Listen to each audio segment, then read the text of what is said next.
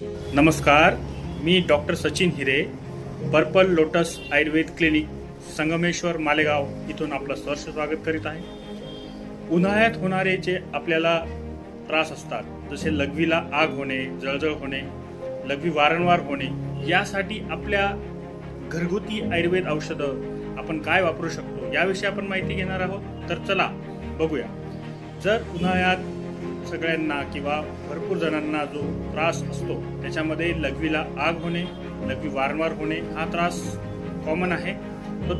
तो त्रास होत असेल तर त्या त्रासासाठी आपण आज एक घरगुती औषधाची जी युक्ती आहे ती आपण बघणार आहोत। त्यामध्ये सगळ्यांच्या घरात धने असतात। धने रात्रभर 1 ग्लास पाण्यात भिजत ठेवायचे, साधारणतः 2 चमचे धने आणि 1 ग्लास पाणी भिजत ठेवायचं। सकाळी त्या धन्यांना कुस्करून ते पाणी गाळून घ्यायचं, त्याच्यामध्ये खडीसाखर टाकायची आणि ते उपाशीपोटी सकाळी घ्यायचं। त्यामुळे लघवीची आग, वारंवार लघवीला होणे या त्रासापासून आपण मुक्ती मिळवू शकतो।